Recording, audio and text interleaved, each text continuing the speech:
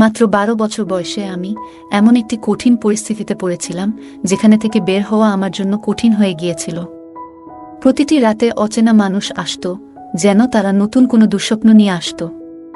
আমি বারবার অপমানিত হতাম এবং আমার আত্মসম্মান প্রতিনিয়ত ক্ষতিগ্রস্ত হতো। আমার জীবন তখন শুধুই বেদনায় ভরা ছিল। প্রতিদিন নতুন নতুন পরিস্থিতি আমাকে আরও বিপর্যস্ত করে তুলত। আমার অন্তরের যন্ত্রণা আমি কারো সাথে ভাগাভাগি করতে পারতাম না। আমি চুপচাপ আমার দুর্ভাগ্যের জন্য চোখের জল ফেলতাম, কিন্তু সেই কান্না শোনার মতো কেউ ছিল না। তবে একদিন এমন কিছু ঘটল যা আমার পুরো জীবনকে বদলে দিল। সেই ছেলেটি, যার বয়স আনুমানিক ২৪ বছর, আমার জীবনে এক নতুন অধ্যায়ের সূচনা করল। আমার নাম নেহা। আমি একটি ছোট গ্রামে থাকি। আমাদের পরিবারে ছিল ৪ জন: মা, বাবা, আমার ছোট ভাই আর আমি। আমরা খুব সুখী পরিবার ছিলাম। আমার ভাইয়ের বয়স ছিল ১৪ বছর আর আমার ১২ বছর। সবাই বলতো আমি দেখতে খুব সুন্দর।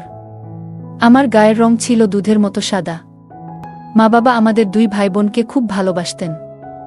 বাবা ছিলেন একজন দিনমজুর এবং যা আয় করতেন তা দিয়েই আমাদের সংসার চলত। বাবা প্রায় বলতেন, নেহা, তুমিই আমার জীবনের আলো। তোমার জন্যই আমাদের জীবনে আনন্দ আছে।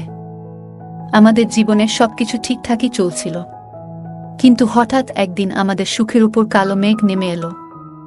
বাবার একটি বড় দুর্ঘটনা ঘটে, যা আমাদের জীবনকে সম্পূর্ণ বদলে দিল। বাবা আমাদের ছেড়ে এই পৃথিবী থেকে চিরতরে চলে গেলেন। তার মৃত্যুর পর মা অনেক কষ্টে আমাদের ২ ভাই বোনকে সামলানোর চেষ্টা করলেন। কিন্তু বাবার চলে যাওয়ার পর মাও বেশ অসুস্থ হয়ে পড়লেন। আমার ভাই, যে খুব বেশি লেখাপড়া জানত না, ছোটখাটো কাজ করে কিছু টাকা রোজগার করত। সেই টাকায় আমাদের দিন চলত। তবে মায়ের শারীরিক অবস্থার অবনতি হতে থাকে এবং কয়েক মাস পর মাও আমাদের ছেড়ে চলে গেলেন। এখন আমরা ২ ভাই বোন পুরোপুরি অনাথ হয়ে গেলাম। আমাদের একমাত্র আত্মীয় ছিলেন আমাদের বিধবা মাসি। তার কোনো সন্তান ছিল না, তিনি একাই থাকতেন। মাসি সিদ্ধান্ত নিলেন আমাকে নিজের কাছে রাখার। আমার ভাই অমিত আমাকে বলল, তুমি মাসির কাছে থাকো, আমি বাইরে কাজ করতে যাব। টাকা রোজগার করে তোমার জন্য পাঠাবো। আমি মাসির কাছে থাকতে শুরু করলাম। মাসি খুব একা ছিলেন এবং তার কোনো কাজ করার লোকও ছিল না। আমি তখন ছোট ছিলাম, তাই বুঝতে পারতাম না মাসি কিভাবে নিজের জীবিকা নির্বাহ করেন। কিছুদিন পর আমি লক্ষ্য করলাম মাসি প্রায় খুব সাজগোজ করে বাইরে যান এবং ফেরার সময় তার কাছে অনেক টাকা থাকে। আমি প্রায় জিজ্ঞেস করতাম, মাসি, তুমি কি কাজ করো? মাসি উত্তর দিতেন, ছোটখাটো কাজ করি। তাই দিয়ে দিন চলে যায়। আমি তখন এতটাই ছোট ছিলাম যে মাসির কথাগুলোর আসল মানে বুঝতে পারিনি। আমার সময় মাসির সঙ্গে ভালোই কাটছিল। মাসি আমাকে অনেক ভালোবাসতেন, সবসময় আমার যত্ন নিতেন এবং নানা রকম সুস্বাদু খাবার খেতে দিতেন। তিনি বলতেন, তুমি ভালো করে খাবে, তাহলে বড় হতে পারবে। আর যখন তোমার স্বাস্থ্য ভালো হবে, তখন তুমি আরও সুন্দর দেখাবে। আমি মাসিকে বলতাম, মাসি, বড় দেখানোর কি দরকার? আমি তো এমনিই ভালো আছি। কিন্তু মাসি রেগে গিয়ে বলতেন, আমি যা বলছি সেটা করো। তুমি কি চাও না অন্য মেয়েদের মতো সুন্দর ও আকর্ষণীয় হতে?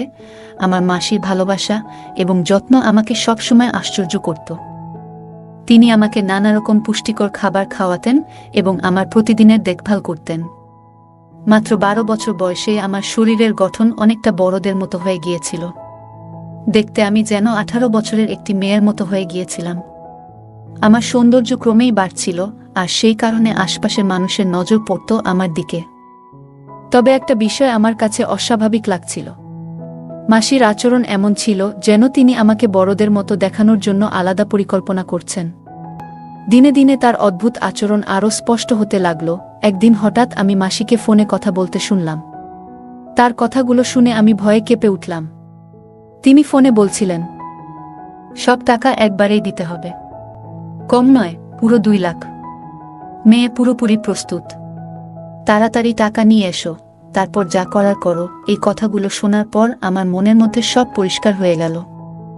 আমি বুঝতে পারলাম মাসি আমার জীবন নিয়ে ভয়ঙ্কর এক পরিকল্পনা করছেন। তিনি আমাকে অন্য কারো কাছে তুলে দেওয়ার জন্য এসব প্রস্তুতি নিচ্ছেন। এই সত্য জানতে পারার পর আমি আর দেরি করলাম না। আমি সিদ্ধান্ত নিলাম কোনোভাবেই আমি এই পরিস্থিতির শিকার হব না। আমি আমার জীবনের দায়িত্ব নিজেই নেব এবং যেভাবেই হোক এই দুঃস্বপ্ন থেকে মুক্তি পাব।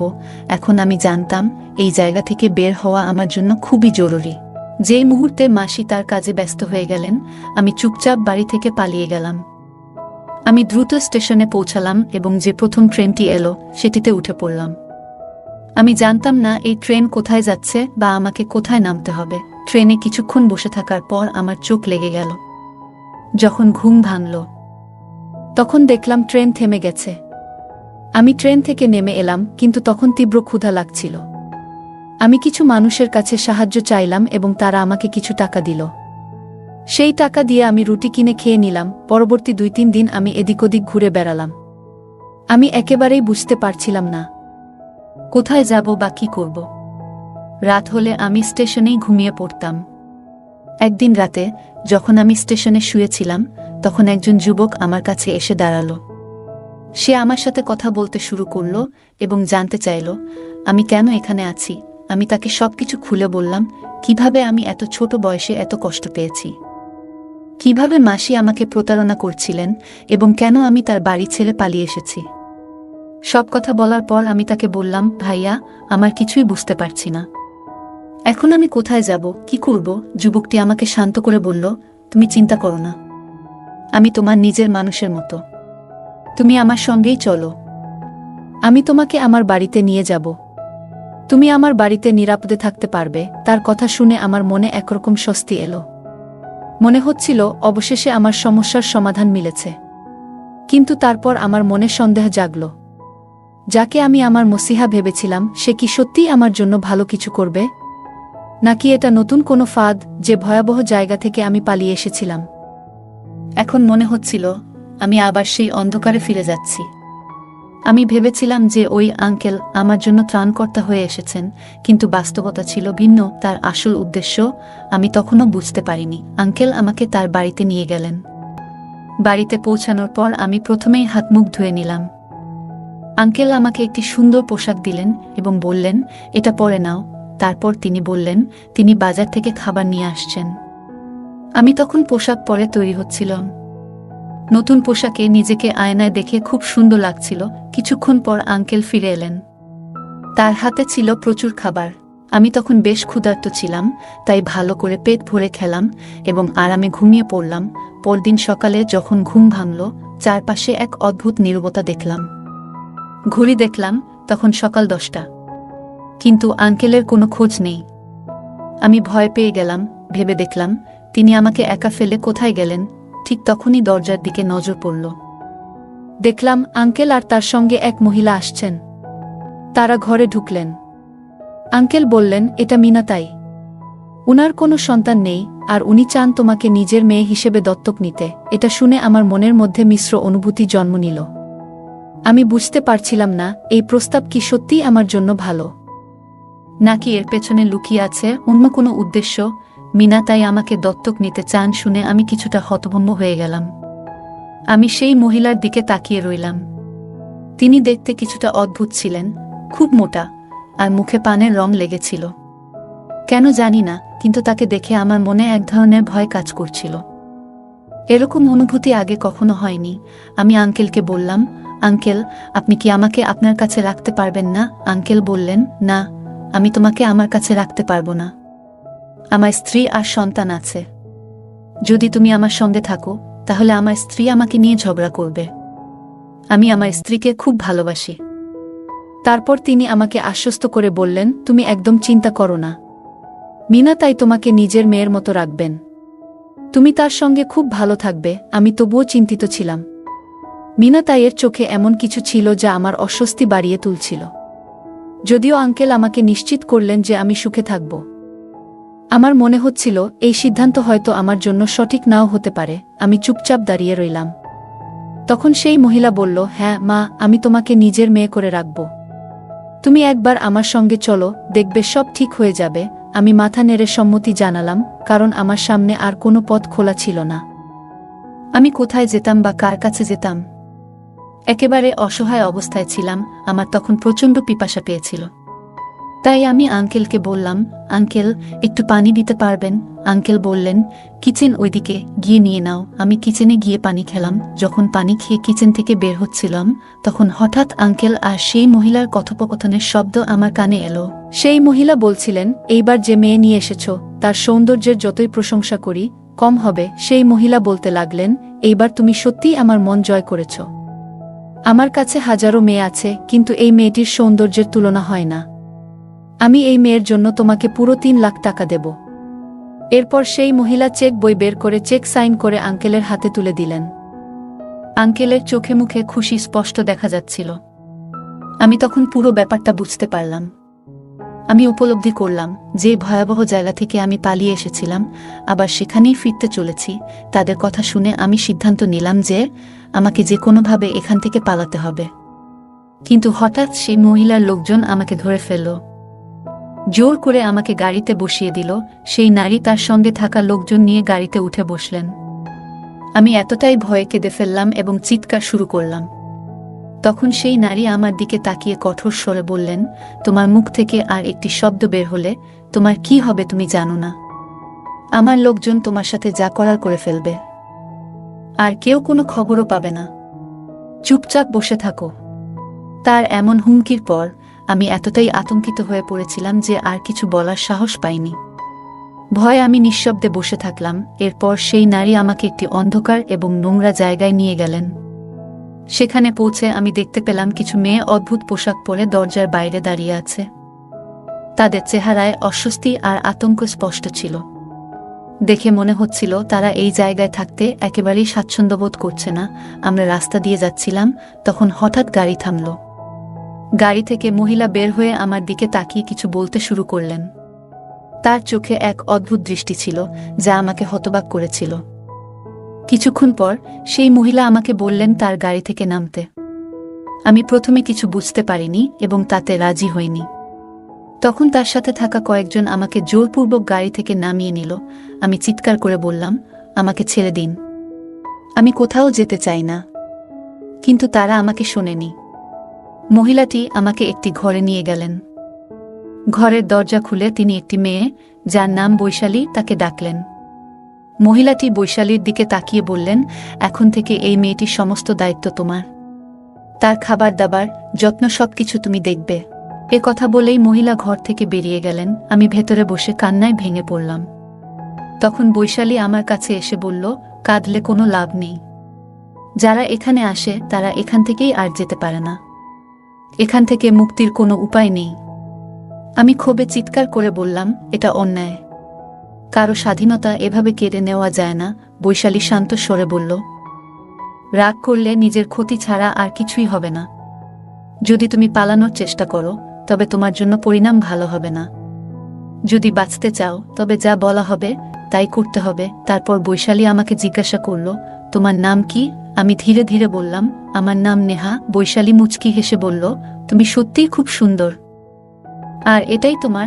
বৈশালীর কথার অর্থ বোঝার চেষ্টা করতে করতে আমি আরও হতবাক হয়ে পড়লাম। তার হাসির মধ্যে লুকানো রহস্য আমাকে আরও শঙ্কিত করে তুলল। তারপর সে আমাকে আমার বয়স জিজ্ঞাসা করল। আমি বললাম, আমার বয়স 12 বছর। বৈশালী বলল, কিন্তু তোমাকে দেখে কেউই বলবে না যে তোমার বয়স 12 বছর। তুমি একদম 18 বছরের মেয়ের মতো দেখাও। আমি বললাম, আমি ছোট দেখাই বা বড় তা কোনো বিষয় নয়। ভাগ্য আমাকে এমন এক জায়গায় নিয়ে এসেছে যা আমি কখনো কল্পনাও করিনি। যাকে আমি আমার সাহায্যকারী ভেবেছিলাম সেই আমাকে ধোঁকা দিয়ে এই পরিস্থিতিতে ফেলে দিয়েছে। বৈশালী চুপচাপ ছিল। কিছুক্ষণ পর সে আমার জন্য খাবার নিয়ে এলো। কিন্তু আমার রাগ এতটাই ছিল যে আমি সেই খাবার ফেলে দিলাম এবং এক কোণে গিয়ে মুখ গোমড়া করে বসে পড়লাম। ঠিক তখনই হঠাৎ মিনা তাই সেখানে এলেন। তিনি আমাকে কঠিন গলায় বললেন, তুমি যে জায়গায় এসেছো এটা এমন এক জায়গা যেখানে প্রতিদিন নতুন নতুন লোক আসে। তারা এখানে এসে মেয়েদের সঙ্গে সময় কাটায়। এখানকার নিয়ম অনুযায়ী তোমাকেও এই কাজের সঙ্গে মানিয়ে নিতে হবে। তিনি আরও যোগ করলেন, যদি তুমি বেশি রাগ দেখাও বা পালানোর চেষ্টা করো তবে এর ফল খুবই খারাপ হবে। এখানে যারা পাহারায় আছে তারা তোমাকে এমন শাস্তি দেবে যা তুমি কল্পনাও করতে পারবে না। আপাতত কয়েকদিন সময় নাও, আরাম করো এবং পরিস্থিতি বুঝে নাও। আমি তার কথা শুনে একদম স্তব্ধ হয়ে গেলাম। আমার মনে হাজারো প্রশ্ন ঘুরপাক খেতে লাগলো। এটা কি সত্যিই আমার জীবনের ভবিষ্যৎ হয়ে যাবে? শুরুর দিকে কিছুই বুঝতে পারছিলাম না। আমার চারপাশে যা ঘটছিল তা এক অজানা দুঃস্বপ্নের মতো লাগছিল। তবে ধীরে ধীরে আমি পরিস্থিতি বুঝে নিতে শুরু করলাম। এখানে প্রতিদিন নতুন নতুন লোক আসত, আর আমাকে তাদের সামনে উপস্থাপন করা হতো। কিন্তু সেই মহিলাটি, যাকে সবাই দিদি বলে ডাকত, আমার মূল্য এত বেশি নির্ধারণ করেছিল যে কোনো গ্রাহকই সেই পরিমাণ অর্থ দিতে পারছিল না। তাই এতদিনে কেউ আমাকে স্পর্শ করার সাহস দেখায়নি। এইভাবে প্রায় 1 সপ্তাহ কেটে গেল। তবে আজকের দিনটি ছিল পুরোপুরি ভিন্ন। এক দীর্ঘদেহী ও বলিষ্ঠ মানুষ এসে দিদিকে একটি বড় অঙ্কের টাকা দিলেন। আমাকে সাজিয়ে একটি ঘরে বসিয়ে রাখা হলো, যেন আমি কোনো বিশেষ অনুষ্ঠানের জন্য প্রস্তুত। আমার মন তখন ভয়ে পরিপূর্ণ, আর মনে আসছিল অসংখ্য প্রশ্ন। এখন কি হবে? এই পরিস্থিতি থেকে মুক্তি পাওয়ার উপায় কি? রাত গভীর হলে একজন মধ্যবয়সী লোক ঘরে প্রবেশ করল। তাকে দেখে আমার হৃদয় জোরে ধুকপুক করতে লাগলো, আর পুরো শরীর ভয়ে কাঁপছিল। আমি বিছানা থেকে উঠে দাঁড়িয়ে গেলাম। লোকটি দরজা বন্ধ করে আমাকে শান্ত গলায় বলল, ভয় পেজো না, বসো। আমি ভয়ে কাঁপতে কাঁপতে বললাম, দয়া করে আমার কাছাকাছি আসবেন না। লোকটি হেসে বলল, তোমার জন্য আমি অনেক টাকা খরচ করেছি। তুমি জানো এই সময়ের জন্য কত অর্থ দিয়েছি? আমি কান্নায় ভেঙে পড়ে বললাম, দয়া করে আমাকে ছেড়ে দিন। আমি এমন কিছু সহ্য করতে পারবো না। লোকটি বলল, তুমি ভয় পাচ্ছ কেন? এখানে আসা মানেই এটাই। যদি না আসতে চাইতে তবে কেন এখানে এসেছ? আমি কাঁদতে কাঁদতে বললাম, আমি এখানে স্বেচ্ছায় আসিনি, আমাকে জোর করে আনা হয়েছে। আমি মাত্র 12 বছরের মেয়ে, আমি এসব বোঝার মতো বয়সে নেই। দয়া করে আমাকে ছেড়ে দিন। আমি তার পায়ে পড়ে অনুরোধ করলাম, আপনার যদি মেয়ে থাকে তাহলে তাকে কেমন দেখতে চান? আমাকে সেভাবে ভাবুন, আমি আপনার মেয়ের মতো। দয়া করে আমাকে মুক্তি দিন। আমি আশা করেছিলাম আমার কথা তার হৃদয়ে স্পর্শ করবে, কিন্তু তার চোখে যে দৃষ্টি ছিল তাতে বুঝতে পারলাম সে আমার কথায় কান দিচ্ছে না। তার মনের ভাবনা সম্পূর্ণ অন্যরকম। সেই ব্যক্তি আমার কম বয়স নিয়ে খুব খুশি ছিল। সে বলল, তোমার মতো কম বয়সী মেয়ে আমার খুব পছন্দ, তোমার সঙ্গে সময় কাটানো দারুণ হবে। যদিও তোমার বয়স কম, কিন্তু তোমাকে দেখে তা বোঝা যায় না। তুমি খুবই সুন্দর। আমি তার সামনে হাত জোট করে অনুরোধ করলাম, দয়া করে আমাকে ছেড়ে দিন। কিন্তু সে আমার অনুরোধ শুনল না, বরং আমাকে জোর করে বিছানায় শুইয়ে দিল। আমি চিৎকার করছিলাম, কিন্তু আমার কণ্ঠস্বর শোনার মতো এখানে কেউ ছিল না। সকালের দিকে আমি এতটাই দুর্বল হয়ে পড়েছিলাম যে বিছানা থেকে উঠতে পারছিলাম না। সে চলে যাওয়ার সময় আমার মনে হলো সে মানুষ নয়, বরং একটি দানব। আমি শারীরিক ও মানসিকভাবে ভেঙে পড়েছিলাম। যে নারী আমাকে এখানে এনেছিল সে বলল, তাকে কয়েকদিন বিশ্রাম নিতে দাও, তারপর ও আবার ঠিক হয়ে যাবে। আমাকে 4-5 দিনের জন্য বিশ্রাম করতে দেওয়া হলো, কিন্তু কিছুদিনের মধ্যেই আমাকে আবার সেই একই কাজ করতে বাধ্য করা হলো। নতুন নতুন লোক আসতে শুরু করলো, আর আমার জীবন আবার সেই চক্রে ফিরে গেল। আমার জীবনটা যেন একটা গল্প হয়ে গিয়েছিল। সবারই আমাকে কাছে পেতে ইচ্ছে করত। ধীরে ধীরে এটাই আমার জীবনের অংশ হয়ে উঠেছিল। সময় কেটে গেল। 5 বছর কিভাবে পার হয়ে গেল বুঝতেই পারিনি। এই 5 বছরে আমি অনেক কিছু সহ্য করেছি। মনে হতো হয়তো কেউ একদিন আমাকে এখান থেকে মুক্ত করে নিয়ে যাবে। তবে সেই আশা পূর্ণ হয়নি। আমি তখন 17 বছরে পা দিয়েছি। এর মধ্যে আমার একটি ঘনিষ্ঠ বন্ধু হয়েছিল, যার নাম ছিল বৈশালী। বৈশালী আমার সঙ্গে মনের কথা ভাগ করে নিতে পারত, আর আমি তার সঙ্গে।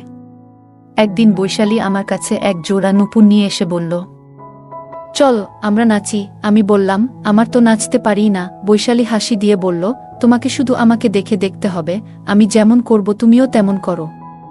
ধীরে ধীরে সব শিখে যাবে। বৈশালী অনেক জোরাজুরি করল। সে বলল, যেখানে আমরা নাচব সেখানে আগে থেকেই অনেক মেয়েরা নাচ করে। অনেক ধনী আর ক্ষমতাবান মানুষ সেখানে আসে, তারা প্রচুর টাকা বিলায়। তুমি চেষ্টা করলে ভালোই লাগবে। বৈশালীর কথা শুনে আমার মনে হলো এতে আপত্তির কিছু নেই, তাই তার কথায় রাজি হয়ে গেলাম। নুপুর পরে আমি মেয়েদের সঙ্গে মঞ্চে নাচতে শুরু করলাম। আমি নাচছিলাম, আর হঠাৎ যেন আমার জীবনের পুরনো স্মৃতিগুলো আমার সামনে এসে দাঁড়ালো। আমার মাথা যেন এক মুহূর্তের জন্য শূন্য হয়ে গেল। আমি বুঝতে পারছিলাম না আমার অতীত কেন আমার সামনে ফিরে আসছে। আমার পা চলছিল, কিন্তু মন যেন অন্য কোথাও ছিল। সেই সময় আমার মনে ঠিক কী চলছিল তা স্পষ্ট মনে নেই, কিন্তু আমার চোখের সামনে আমার অতীতের সব ঘটনা যেন ভেসে উঠছিল। আমি কিভাবে বাড়ি থেকে পালিয়ে এসেছিলাম, কিভাবে এই জায়গায় পৌঁছেছিলাম, আর তারপর যা কিছু ঘটেছিল সব মনে পড়ছিল। নাচতে নাচতে আমার পায়ে বাঁধা নূপুর খুলে মাটিতে পড়ে গেল। হঠাৎ আমার মাথা ঘুরতে শুরু করল, আর আমি মাটিতে লুটিয়ে পড়লাম।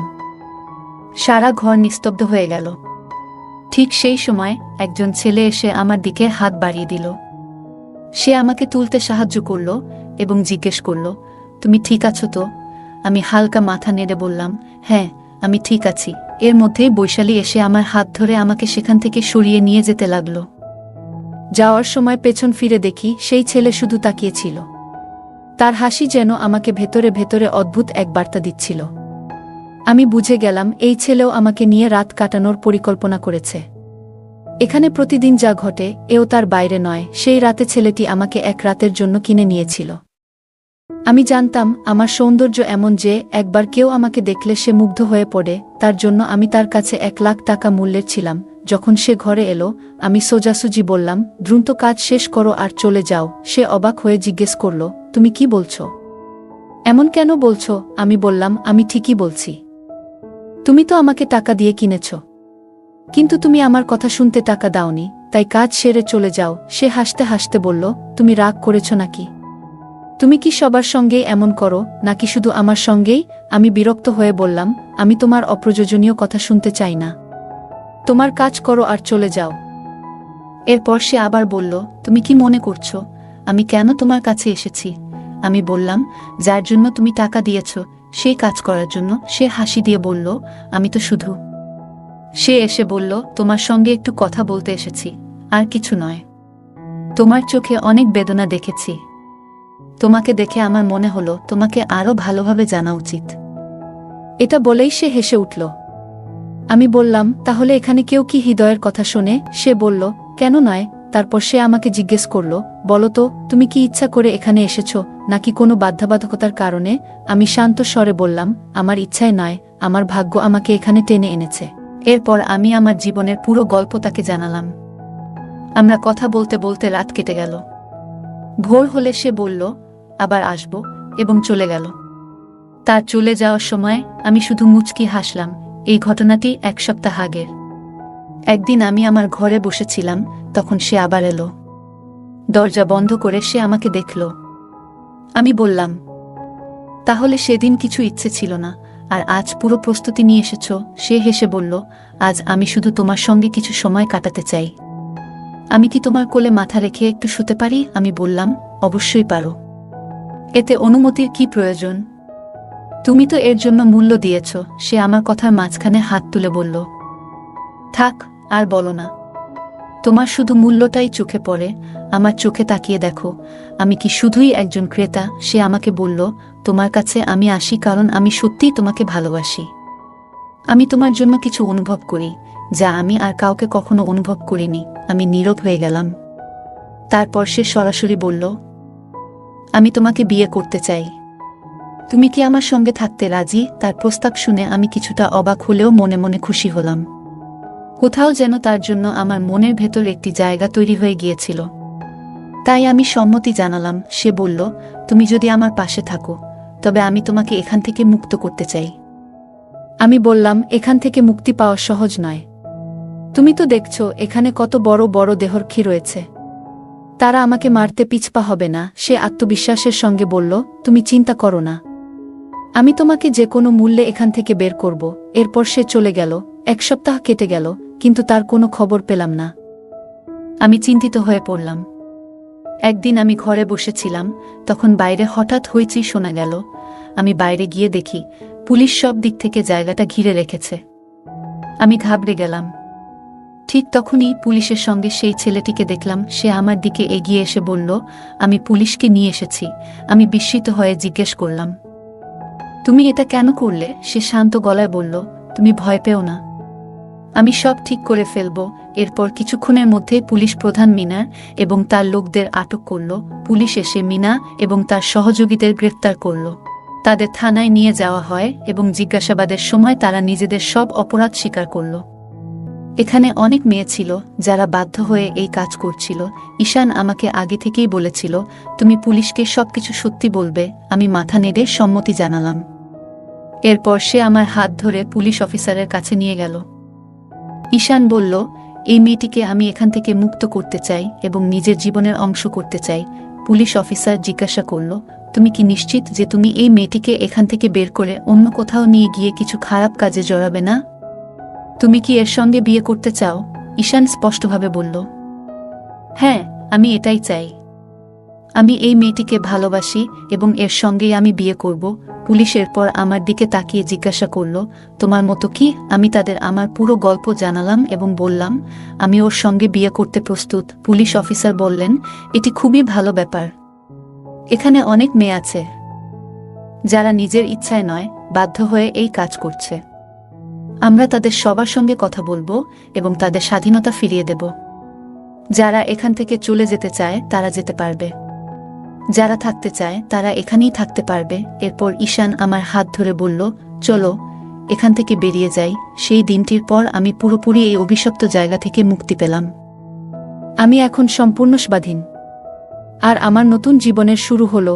ঈশানের সঙ্গে আমার নতুন জীবনের শুরু নিয়ে আমি খুবই উত্তেজিত ছিলাম। পরের দিনই আমাদের বিয়ে সম্পন্ন হলো। আমরা একসঙ্গে খুশিতে দিন কাটাতে লাগলাম। একদিন ঈশান আমাকে বলল, আমি তোমার সঙ্গে আমার এক ঘনিষ্ঠ বন্ধুর পরিচয় করাতে চাই। সে আমার জীবনের খুব কাছের একজন মানুষ। ঈশানও সেই বন্ধু ছিল একা। তার জীবনে কেউ ছিল না, শুধু একটি বোন ছিল, কিন্তু সে অনেক আগেই হারিয়ে গিয়েছিল। তার ভাই অনেক চেষ্টা করেও তাকে খুঁজে পায়নি। আমি ঈশানকে বললাম, কোনো অসুবিধা নেই, তুমি তোমার বন্ধুকে বাড়িতে নিয়ে এসো। আমি প্রার্থনা করব যেন তার হারিয়ে যাওয়া বোনকে সে খুঁজে পায়। এরপর ঈশান তার বন্ধুকে আমাদের বাড়িতে আমন্ত্রণ জানালো। আমি মনে মনে আশা করলাম আমাদের সঙ্গে সময় কাটিয়ে তার মনে শান্তি আসবে এবং আমরা তার জীবনে কিছুটা সুখ আনতে পারব। আমি সব সময় প্রার্থনা করতাম যেন তার হারিয়ে যাওয়া বোন তাকে দ্রুত খুঁজে পায়। পরের দিন ঈশান তার বন্ধুর সাথে বাড়ি এলো।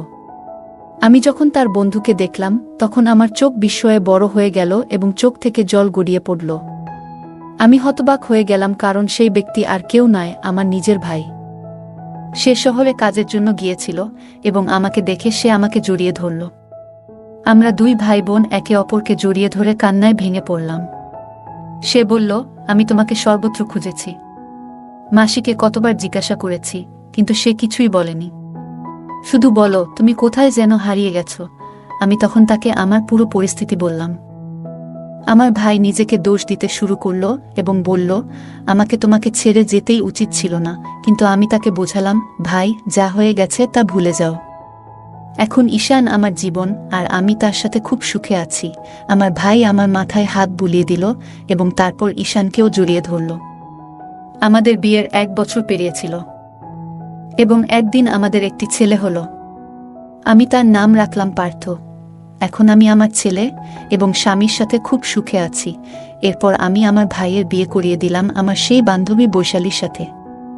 বৈশালী আমার ভাইয়ের চেয়ে 5 বছরের বড় ছিল, কিন্তু তাও আমার ভাই তাকে জীবনের সঙ্গী হিসেবে মেনে নিল। এখন আমরা 4 জন একসাথে খুব সুখে ও আনন্দে দিন কাটাই। আমাদের জীবনে শুধুই সুখ আর সুখ। বন্ধুরা, এই ছিল আজকের গল্প। গল্পটি কেমন লাগলো জানাতে অবশ্যই কমেন্ট করুন। আর যদি আপনি আমাদের চ্যানেলে নতুন হয়ে থাকেন তাহলে